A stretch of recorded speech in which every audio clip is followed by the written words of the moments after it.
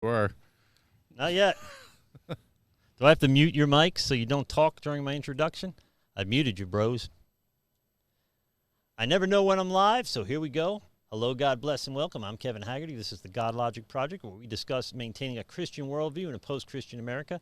Got a tremendous story tonight about two guys that went through the recovery process together. They made it. They each are right at 3 years of continuous sobriety. These guys are good, close, personal friends of mine as well. So it's a pleasure to have them on the show, and they got a tremendous story. We're going to tell that story. We're going to have some surprise guests, so tune in for a surprise caller and a surprise walk-in guest that they don't even know who's coming. In the meantime, but first, the intro music. Hello, God bless, and welcome. I'm Kevin Haggerty, and this is the Godlogic Project. Shut up, Kevin.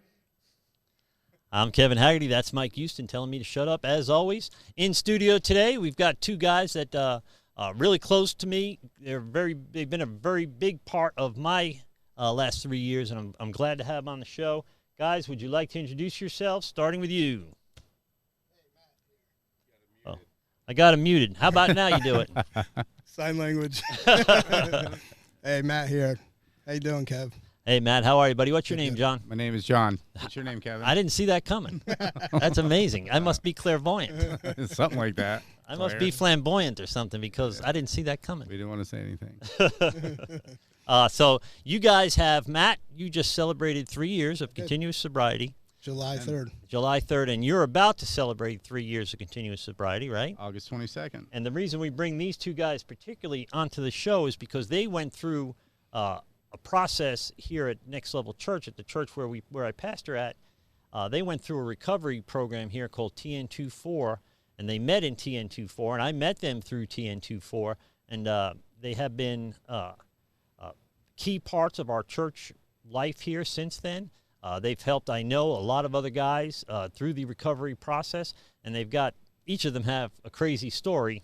So I think what I'm gonna have them do first is kind of unpack a little bit what your personal recovery was like, what it was like, what happened, what it's like now. Matt and Daddy, what's up with that? Yo, Matt and Daddy here.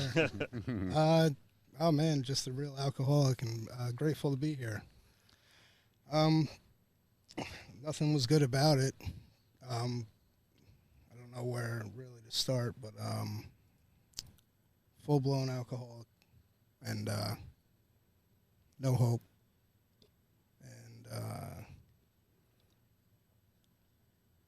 came to TN24, crying the whole way like a baby. And through their program, they took everything away from us, so we had no phones, couldn't talk to nobody, and we didn't work for 30 days. So it was a humbling experience, but we got to know God there, and it really took off, and we had a really good group of guys there, man. That was, I think, and I was around, that wasn't my ministry, it was Pastor Michael's ministry, but I was always the other guy in the TN24 process. So it was always amazing to watch the guys come through, and in this business, the win-loss percentage is not great, right? Most people don't make it. True. So to have a class like you guys, and this is why you're here, because there's 5 or 6 guys that I can name that came through in or about the same time you guys did, but really did kind of stick together and push and pull each other through this process. And Still do. It was an amazing, I've seen that before at a local recovery house, but it only happens once in a while, where a bunch of newcomers kind of work together to support each other through the recovery process. Usually that doesn't happen. So there was something special about the process. There's something special about what you guys brought to the process through the TN24 program. Now, John, I understand you used to drink too much. Is that true? Yeah, a little bit. I'll get a little bit more in depth, but not too far. I was to a point actually to where I was drinking so much that my body would not function without the alcohol in it. I couldn't hardly walk. I couldn't stand. I couldn't brush my teeth. I was unfireable at my job at that point, and then my best friend in the world fired me from that job. Ouch. Yeah, the owner did not even know, and he did it for my own good, which was the truth. But went into put Baker acted myself quite a few times. And the last time I was there, I said, if you let me out, I'm going to die. And that's when they called TN24 and got Pastor Mike, and he came and got me and took me to the house. So that is, you came from rehab, or you went from Baker Act to rehab like we do? I was in Trinity West. Okay, so you detoxed. Yep. There. Yep. And then, because we didn't take guys in that still needed to be detoxed, so you were already detoxed when you got to us. Yes, sir. How long did your detox take? A week. Yeah, for sure.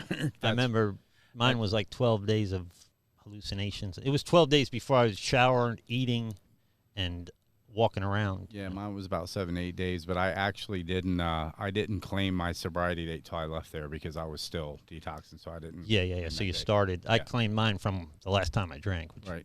my father's birthday. Right. So, something special about it. I've always been very sentimental, Matt. You know that about me, buddy. Hey, that's funny. My sobriety date's my brother's birthday. What are the odds of that? So we gave July them 3rd. That's crazy. Who gives up drinking on July 3rd? Only a loser quits before July 4th, bro. Gift of desperation. Yeah, and that is. Wow. So where were you when you got out? You still had you just lost your job, but you had a place to live. So you were never on the street per se when you went into TN24. I was basically on the street for a day, and that's when I just drank myself crazy. I was getting kicked out of my place, and I actually wanted to drink myself crazy, and I Baker acted myself, tried to harm myself, and that was the last time I was in. And then, Matt, what was your story? I remember you particularly were not doing too good, bro. I don't know if you remember, but I lost $20 because I bet against you. We were picking winners and losers back then, which is apparently you're not supposed to do. I guess not. But I'm only kidding, America. We weren't doing that. Dude, you were just like this beam of sunshine and light of hope that I could look forward to coming in and seeing you on Saturdays or whatever. So we are not a glum lot. I told you. So we have a tendency. We have a surprise guest in the studio today, ladies and gentlemen. We have another guy from that tremendous class of TN24. You recognize him. You know him. He's been on the podcast before. Put your headphones on, Seth. I'll turn your mic on. Now, we never sound checked Seth, so he may sound, I don't know, he may sound terrible. We're about to find out. I can hear you. Okay. Can you hear him? I can hear him. All right, so we have Seth R. just joined us here in the podcast studio on the Godlogic Project. And Seth was, I guess I should put myself on the camera here for a second. Seth was one of the guys that went through this process with Matt and John, and they all became very, very tight. We were talking right before you came in, Seth, about how you guys kind of pushed and pulled each other through the TN24 process.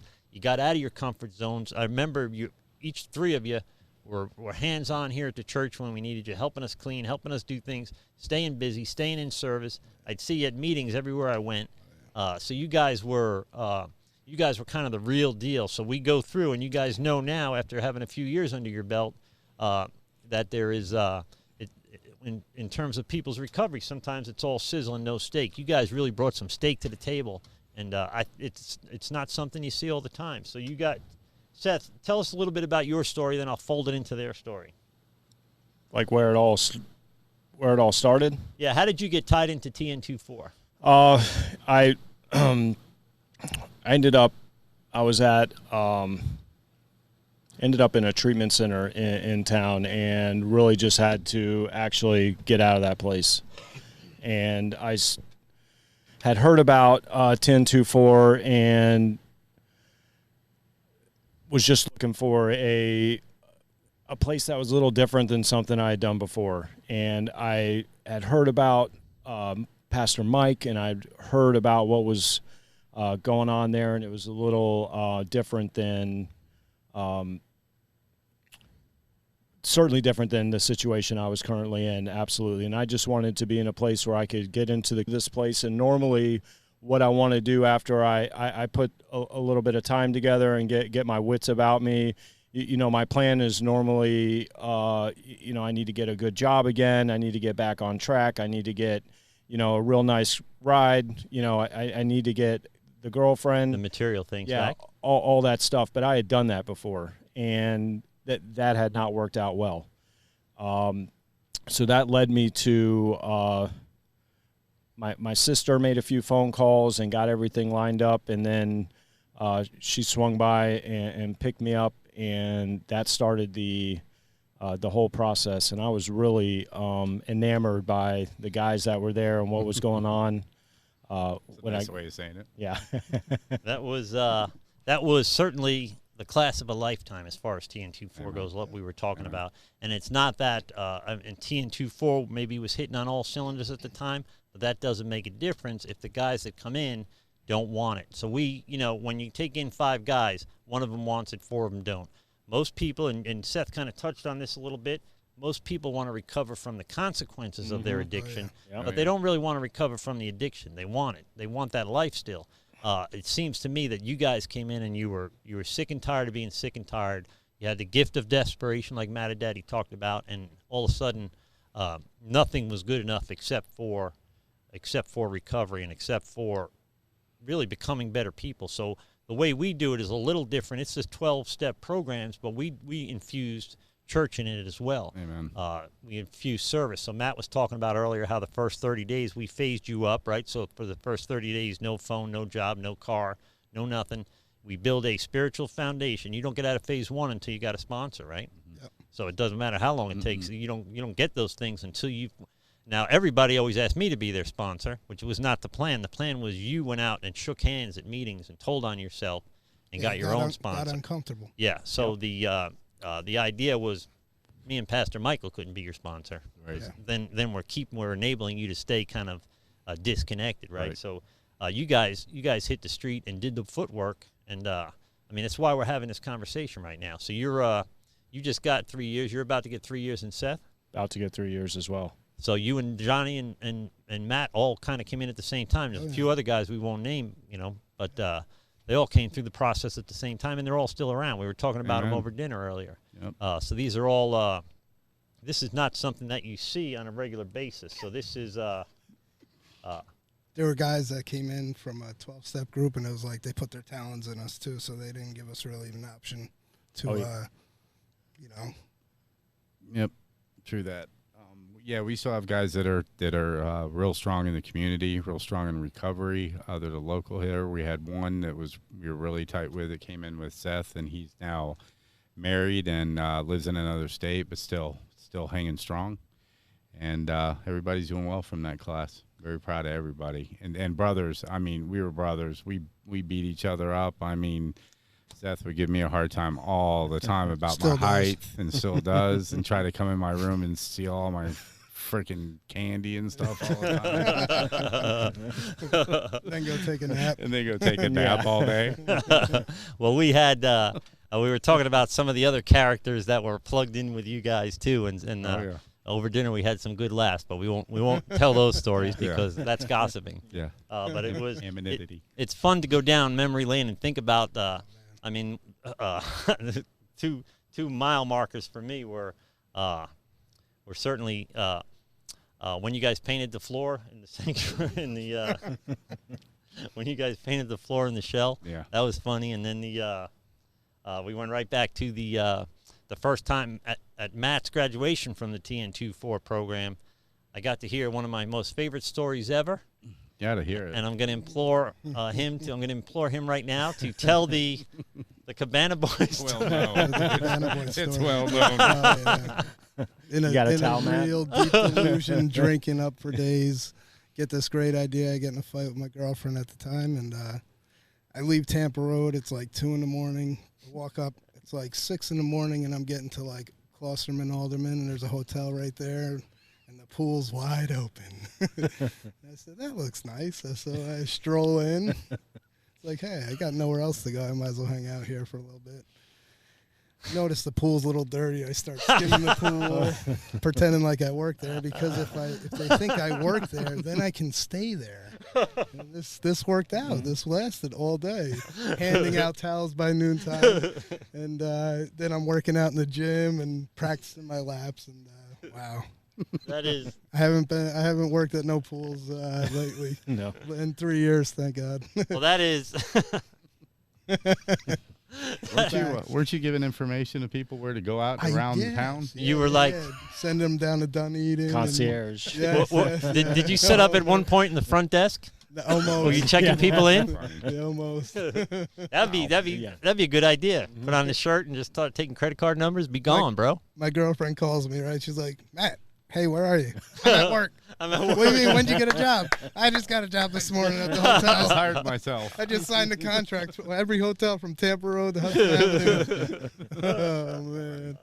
Oh, my God. That is, and here's the thing. We're not a glum lot, right? So we tend to, people tend to get into recovery, and it's scary. It's a life change. And when you plug in spirituality or Christianity into it, you tend to think that you shouldn't be laughing like we're laughing, right? But the original text tells us we're not a glum lot, right? So we are. We didn't do this for nothing, right? We didn't do this to break even. We did this to enjoy the rest of our lives, right? Yeah. And actually remember enjoying it. Yeah. So I was when I drank, I was a maintenance blackout drinker. So I had to drink as soon as I woke up in the morning. I blacked out every day. So I don't remember if I had fun or not, right? Yeah. So, and the cops could accuse me of anything, and what's my defense? I don't remember, right? So, the only way I knew if I met a girl the night before is how I woke up in the morning. Sometimes it was an open. Sometimes I just woke up naked. I'm like, oh. And then, did you ever ask him what his name was? Hey, Steve. Then my roommates would be like, my housemates would be like, hey, bro. Remember that hideous waitress from the club last night? I said, yeah, vaguely. She knows where we live now, bro. Something to be proud of. Yeah, so these are things that I'm glad are in my past, and how the future looks for us as a group now.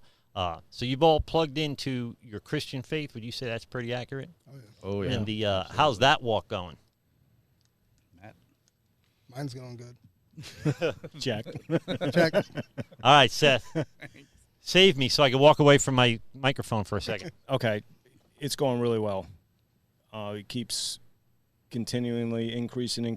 What I really thought when I started in this process, because I had kind of tried this before, made an attempt at it, and, that stuff kind of fell off as, like, things got more and more important, jobs and doing this stuff. But what's been really eye-opening for me through this process is that it seems the better things get, the more things happen, the more that I continue to pray and continue to do the morning and evening meditations and, the conversations and what we did, Kevin, what was that, a year and a half ago when you got me kind of hooked on the apologetic stuff. Yeah. It's been a couple of years now, yeah. Doing that. Yeah, and that really changed my whole mind, because I knew coming into this church, and I knew that there was something going on. Plus, I'd started to tap into this power through 12-step work, and these guys dragging me all over the place. I started feeling a little bit different.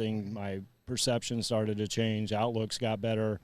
But I had a rough time with, for some reason, the Jesus Christ idea, and I had a lot of prejudice, and that's one thing that that's pressed on us pretty hard coming into this to sweep aside your prejudice, look where your great ideas have got you. And that's kind of a tough pill to swallow sometimes, but it did open my eyes to be open, and everything that we did through that process, and to realize that Jesus Christ walked the earth, and all the evidence is there. Right. That's kind of what brought me to faith. Was it had to make sense to me. So my heart would not. I heard this is a quote from somebody who I don't know who said it, but the heart cannot embrace what the mind rejects. Mm-hmm. And for me, it was a nice fairy tale. It was good lessons to be learned. I always had respect for it, but it never made any sense to me as a literal thing until 10 years ago I started studying on it. And I was amazed at the amount of what I consider to be facts surrounding things like the resurrection and the real truth of the canonization of the Bible and the historicity of the Bible and the early church. So this is all stuff that I just assumed, like everybody else, wasn't true. It was fairy tales, and the secular world wants us to kind of believe that. Mm-hmm. Well, when it began to when I began to do some of my own research and figured out the logic behind it, it became very real for me, and eventually made it from my head to my heart. But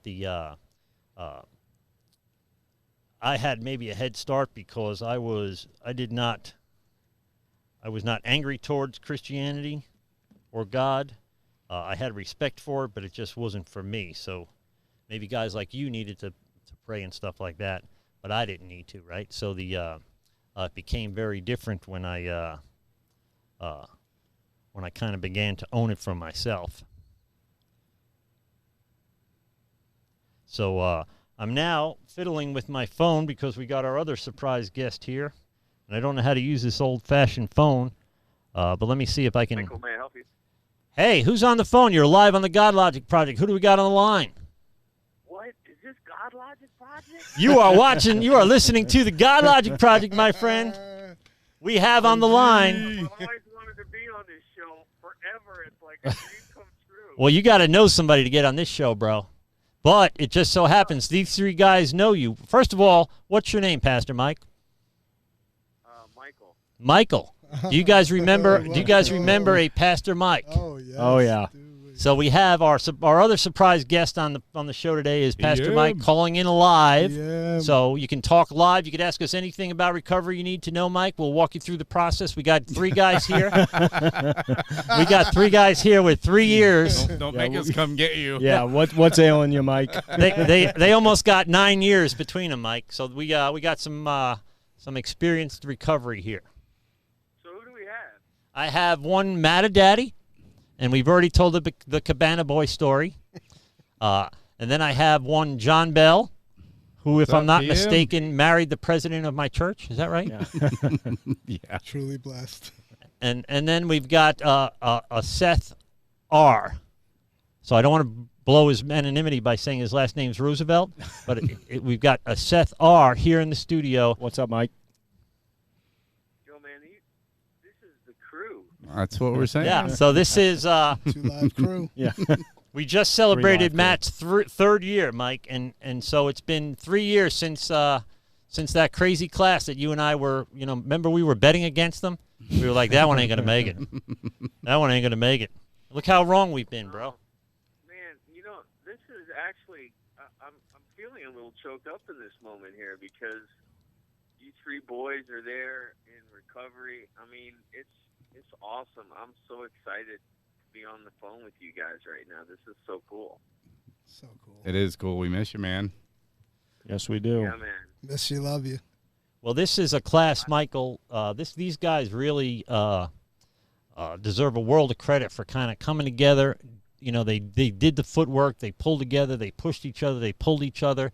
People with more time might have guided them, but these guys were hungry enough and desperate enough to grow through this process. I mean, if you think about the guys that came through in that group, Mike, I won't name any names, but these guys are still around. That's amazing percentage-wise, It is. I remember Mike. It's not only that. It's their willingness for them to help other people. Yeah.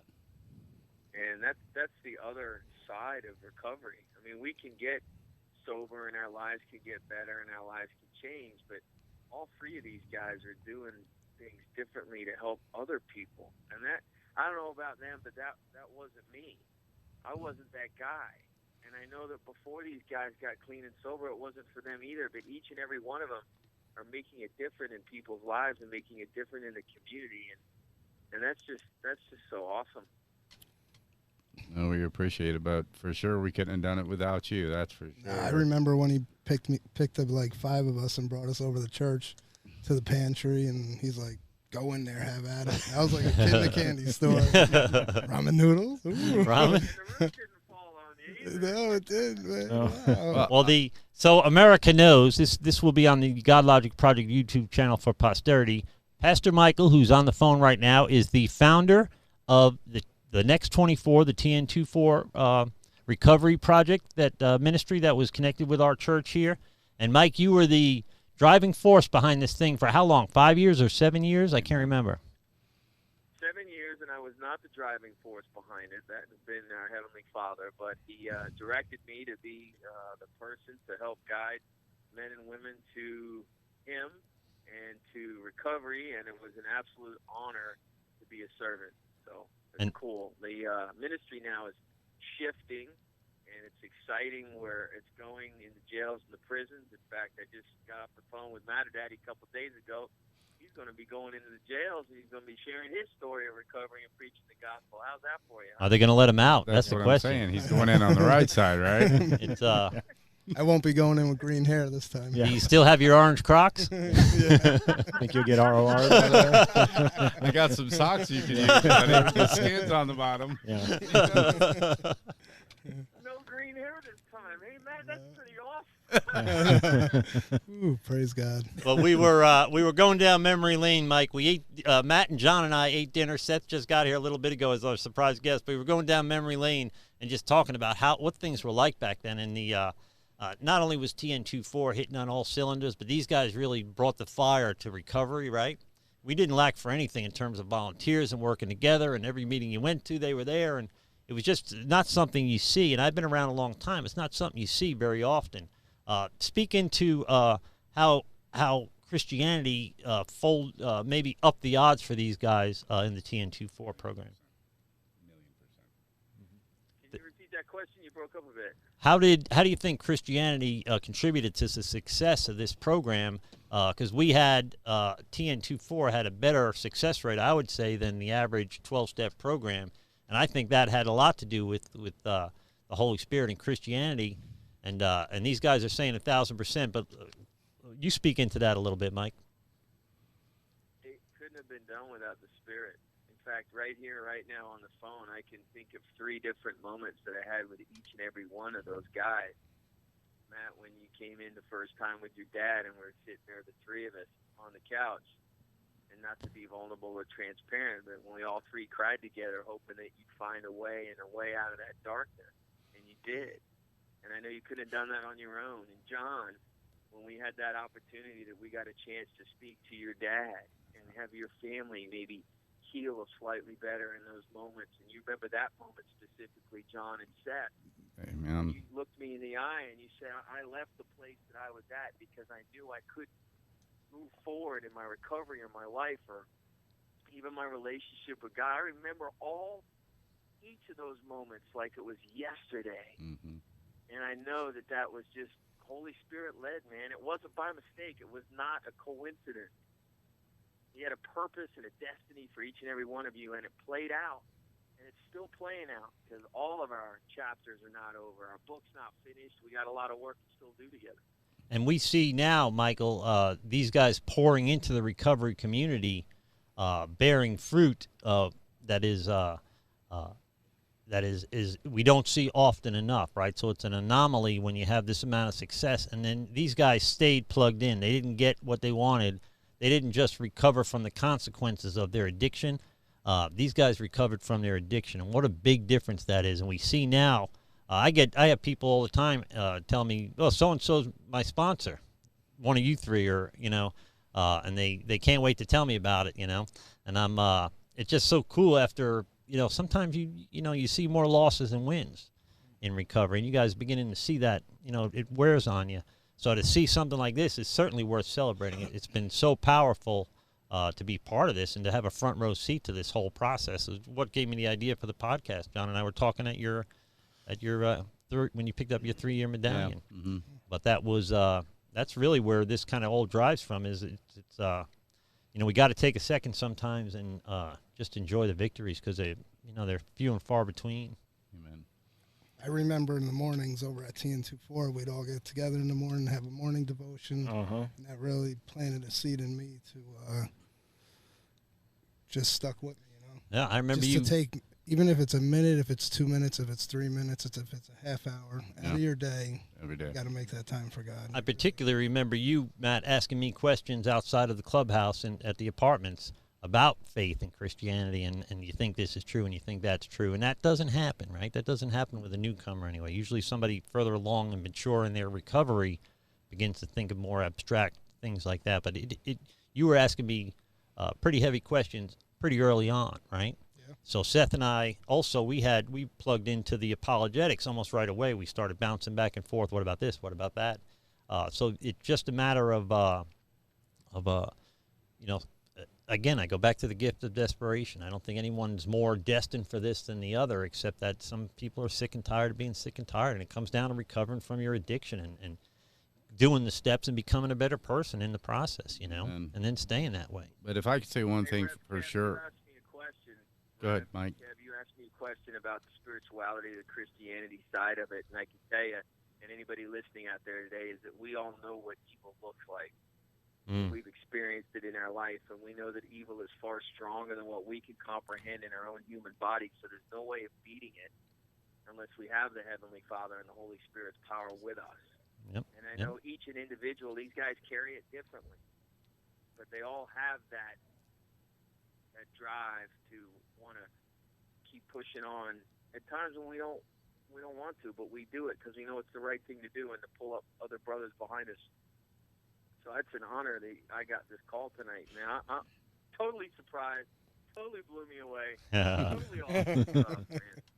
Well, at least you answered. Yeah. I'm not just the host, Mike. I'm also the technician, the producer. So I stumbled through getting this stuff done successfully in every episode. But so at least you answered, and I took you off mute right away. Usually I start talking, you're still on mute. So and then they hang up.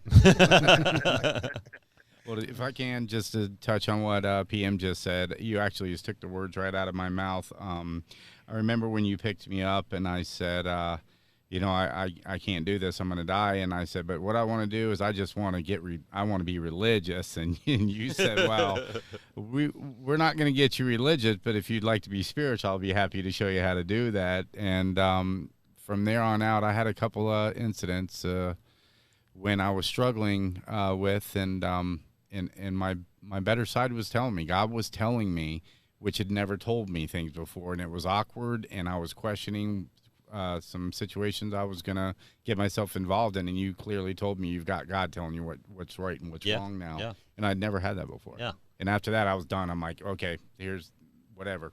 So we move out of guilt and into conviction, where guilt Amen. keeps us looking backwards. Conviction has us looking forward for a change. Yep. And that is a very big distinction, especially in the recovery process, because we can beat ourselves up for the things we've done forever, right, and never laugh again. Yeah. You know, so it the impact that this ministry has had on these guys, Mike, I won't keep you all night, but I want to thank you for that brainstorm. And I remember I enjoyed having a front seat both to Pastor Michael's recovery.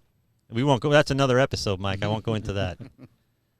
And then the whole. I was just thinking, like, you got 5 guys here that, 15 years ago, it was insanity, right? And we're all 5 here. I remember my day out of detox, Kevin telling me what I need to do at the dry dock parking lot, and I called him nuts that day, and he's still nuts today. Dude, He's doing what he can. He's doing what he can to bring hope and truth on the airways. some are sicker than others, Mike. It took me a little. I quit drinking, but I stayed as sick as ever. Man, Drink. I appreciate you guys calling me, and you know what? We got to have some sort of alumni picnic or some sort of dinner or something. And and I'm calling that out right now, and I'll organize it and be in touch with some of the graduates of TN24. Yeah, we'll run everybody down that we can. Yeah, we'll run TJ down here, We'll too. be there. Yeah. Yeah, Mike, I think this. Go ahead, Seth. No, I think this comes from all of us. We really, really appreciate the sacrifice that you made and how much you poured into us there, with TN24, and it was just a real shining example for all of us of like how to continue to, get out of ourselves and carry this message. It was really when I used to look at you guys and just say, how do these guys do this stuff, man? Don't they want to have some time to themselves and do what they want to do? But watching and the other side of that is just seeing how joyful and happy they are and being able to follow that example. So I know we all really, really appreciate what you did for us and the time that you took and in the path that you put us on. You're all right, Michael Kirk. I was only a director of God's sovereign will for your lives, and I just want to let you know that there's some cool things coming down the pipeline with TN24 and some directions in the jails and the prisons that have been opened up for an opportunity to share a recovery testimony of the gospel. So just stay tuned, and we'll see what God's got in store for all of us. Amen? Amen. Amen. Well, thank you, Michael, for answering the phone. Thank you for being on the show, and thank you for everything you do, bro. It's you and I have been friends now. How many years? 10, 12? I can't remember. Longer than that? It's been such a joy, I can't remember. Yeah. It feels like a freaking lifetime. All right, I love you, brother. We're going to hang up. Love you, Mike. All right, take care. Love you guys. See it. How's that for a surprise caller? My wife called great. it. My She wife. knew? Yeah, She she no, knew. she's like, do you think? I'm like, I said he. Well, you guys weren't supposed to be guessing and ruining everything. Well, it didn't They were ruin like grilling anything. me at dinner. Is it Seth, bro? Is it Seth? I bet it's Seth. 'Cause I'm Ben, thinking, Seth. Seth, let's go. Can't be TJ. Yeah. Get TJ on the phone. I'm like, Yeah. oh, okay. TJ's back. He just didn't tell you. He's been hanging out. Well, I think it's important too that that people see that the recovery process is fun. I mean, what I can remember most about all three of you guys, no matter what, and even myself, because I went through some ugly stuff in the last 3 years, right? But we don't take ourselves too seriously anymore. So page 62 tells us is a verbal tongue lashing about self-centeredness. And then page 63 is the third step prayer. And one of the lines of that prayer is, relieve me of the bondage of self. And that's what it comes down to. So we laugh because it's funny, right? Because life is fun. I remember a prayer I heard early on, Lord, teach me to laugh again, but never let me forget that I cried. And that is, just gave myself goosebumps, but that is something that I think about it all the time. So if I'm going to, I remember when I had a year, I didn't want to be just hanging around clubhouses the rest of my life. I was a kid. I was 22. I was going to do what I wanted to do with my life or go back to the neighborhood, right? Yep. So my thought was I'll go to college. I dropped out of high school, but I went and got into college, graduated from college. I did stand-up comedy for a while back in those days before my wife started getting herself pregnant, ruining everything. So it is. Still a funny guy. Yeah. So it is. It is. You know, we have more good memories than when we were eating dinner. What were we doing but laughing? Yeah. You know, we All the weren't time. talking about the ugly stuff. We weren't living in the disease. We weren't living in our defects. We were living in the assets that God's given us, right? I think that when we were in the house, even though it was things we had to do, of course we had rules, and that helped. We needed them. For us, it didn't bother us because we were there to do deals. Some other guys had problems with it, but I don't really ever remembering us not laughing because Yeah. I think that we all kind of knew that we were on the right track and we were doing what needed to be done. So it set us free, I think. Yeah, there's a peace that surpasses all understanding at some Yeah, point. and we were always messing with each other. Somebody was messing with somebody. Always. I mean, You got a salesman, a painter, a landscaper, a mechanic, we had a Bible salesman. a floorman, a guy laying floor, Oh yeah, we got the foreman as a leader, Yeah. and a surveyor. a cabana boy. That's nice. Yeah. Yeah. There's never a dull moment. Yeah. And then Mr. Roller. We had we had the peaker. The who? Peak. So that I was missed him. We had a mechanic. we fooled around as much as we dug into recovery. Oh, yeah. And that's a big difference. So people see us and I could imagine a newcomer sees us laughing and fooling around. Yeah. We're together a lot. Yeah. And they must be thinking to themselves, these guys must be new, or they can't really be sober. I mean, look at how much that guy can't even stop laughing. There's something Yeah. wrong with him. He must be high. Yeah. And we, this is I think how we're designed Yeah. to be, laid back, trusting God, that Genesis 2 relationship, and we do the footwork. We trust God with the results, and it's just so much easier. I can tell you now, this is the easiest version of Kevin I've ever had to be. For real. This Kevin is easy to be, and it compared to even in my sober years, but compared to the neighborhood, Lincoln Avenue, I was a wreck, man. I didn't trust anybody. Everybody was everybody, and it was terrible at times, And so it is progressive. It's peaceful. There's a quiet confidence that goes along with it that we know what we're doing now for our first time in our lives, maybe, and we're making a difference, and we're getting blessings that you and I talked today about some of the blessings in your life, but there are things we'd never expect again, that maybe that ship sailed or it passed us by, but has it not, Is it not that promises coming true? We focus on the vine, let God worry about the fruit. We focus on Jesus, let God worry about the fruit. And you look back a year later and you're like, what am I so happy about? I should be worried about something. Exactly. You know, and without it, there might be that tendency to self-sabotage. Yeah. You know, and I've probably gone through some of that, right? Oh, yeah. I think we all have. Yeah. It's too perfect. Let's mess it up. So I have chaos again. It's got to be, I got to make a move. I got to make a move. I got to make a move. We get way out in front of the Holy Spirit when we're just supposed to be chilling, enjoying the journey and being led by the Spirit and see the way things come together, you know? And it's super nice because I talk to these guys probably every other week, once a week. I see them weekly. And it's nice to see all the good stuff going on in their lives because it's not every day you get to see it in your life. Yeah. You see the miracle happening. You see good stuff happening, the blessings coming around, and it's just such a joy to be a part of surrounded that. by that. Do you feel like you draw, Seth, do you feel like you draw confidence from other people's recovery now? Like you see sometimes in and of ourselves and uninterrupted self-will, we can get scared again. We can get self-centered again. But then we see guys doing the deal. It happens for me. I see guys really leaning into this thing and doing what we're supposed to do, and it gives me confidence to get back on track where I need to be, right? Well, that's the whole attraction part of this. Is that's what attracted me to, and just to go back a little bit to like coming into 1024 and thinking about how, sometimes timing is everything, everything, and just everything when I got there, and with these guys and the guys from our group that were coming in there and pouring into us, and how it just all kind of worked out. And that's what I saw. I saw these guys with this same exact issues and problems that I had, and they had not only overcome them, but they were living just good, solid lives. And, I had some prejudice about spirituality and God and just these things in my mind that were keeping me from even attempting to do that. But they showed me that the spirituality is like what we're doing tonight. We're just laid back, having a good time, and one of the best benefits of, in my opinion, of the recovery thing is like, all of us go to bed at nighttime and our head's not chewing on us.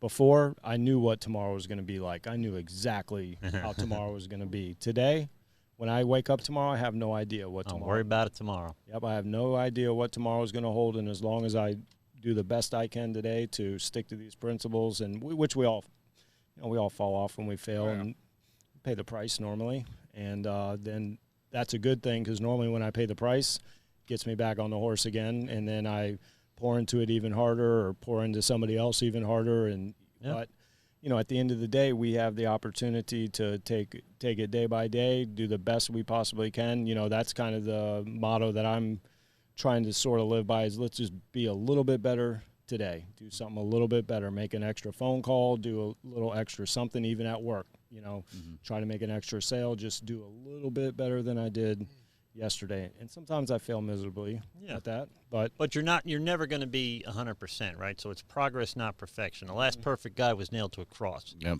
So it just seems to me that just running into you guys sometimes is a breath of fresh air, and being in 24-hour, 24/7 recovery business, you get tired, you get compassion fatigue, and it is, I'll walk into a crowded room, but if I see one of you guys, I'm automatically, all right, at least I go fool around him for a little bit, So it is quite a blessing. Now, to your point, Seth, Scripture tells us that John 15 says we're going to be pruned, right? We're going to suffer some setbacks, some hard times, that we would then bear better fruit, right? More fruit. Now, branches that aren't bearing fruit, cut off and cast into fire. That hasn't happened to us, thank goodness. But there's going to be times where we're getting pruned, where our self-will is going to be interrupted for our own good, right? So there are hard times, and it's those times that you either turn towards your faith or away from it. And so it's easy to say now with confidence that you guys turn towards your faith in hard times. You turn towards recovery in hard times, not away from it. And that's what separates the men from the boys in recovery, I think, that there's things we don't like about it, but there's going to be things we don't like about it, Yeah, there's no more tapping out. You just tap in. Yeah. So you have we got I tell the guys that I work with on a one-to-one basis that that here's the plan. This is what's given to me. This is a conglomeration of things that were given to me over the years. But what do I got to do today to get through today? Be relatively happy, not farting fairy dust, just relatively happy, not hurt anybody, and learn something new. Mm-hmm. I mean, how hard? That's a good day for people like us, you know. And you stack 365 of those together, you know, and look where you are, you know. So it's the best advice I ever got was to play small ball, you know. Mm-hmm. Yep. What do you got to do today to get through today? Because that's what's on your plate. That's today. And I take living. I think I take living one day at a time to an insane extreme because I don't even know until I wake up in the morning what I've got to do that day. So people will be like, "Are you on your way?" I'm on my way where? Yes, I'm on my way. So we're going to wrap it up. Anything you guys want to close with? Any last comments before we go off the air? We've been on the air for 45 minutes. Nice. Probably the ladies going crazy. I'm guessing this place is.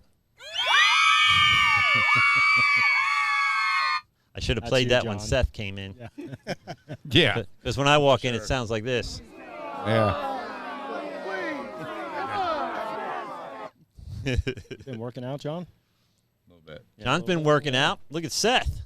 I don't even want to mess with Seth anymore. Right. There was a time a couple of years ago I was ready to take him. Intimidated. And then I never want to mess with Matt because the boy ain't quite right. I don't know if you noticed. But. He's the one we worry about. So let's do this. We'll wrap it up, guys. I appreciate for sure you guys being here. I love each and every one of you. We all have our common stories. We all laugh and cried together. We've seen each other at our best and our worst. Certainly I can't think of 3 other people that I can say that for. Had a front row seat to some of my misery, you know. I think if you were to look at my life on a piece of paper the last 12, 13 years, you'd say this is the most unlucky guy I've ever seen in my life. You follow me around with a hidden camera, and you'll think I'm the most blessed guy you ever seen before. You know, it's just perspective. It just depends how you look at it. Yep. If there's anything we can do for you guys in terms of recovery, email me at godlogicproject@gmail.com. You could also reach out to us at godlogicproject.com. We do a lot in the recovery community. If I don't have the resources personally to help, I'll find somebody that does. If I can't, I'll tell you I can't. If you want to be on the podcast, if you got a story we can tell for God's glory, if you got a ministry you're working or just a story to tell, email me at godlogicproject@gmail.com. Love to have you on the show. And that's it, guys. We're going to sign off. All good? Everybody happy? Good. Love you guys. Don't worry, be happy. Yep. Yeah. Don't worry, be happy. And then we're gonna play the outro music. You ready, Matt? Now Matt's the youngest and coolest of the bunch of us, so you got to teach us how to dance, bro. Okay? Hit it. Thank you for supporting the Godlogic Project. And if no one's told you they love you today, God loves you. So do I. Receive that. Be blessed. We'll speak soon. This has been a Rev Kev production. Your mileage may vary. Shut up, Kevin.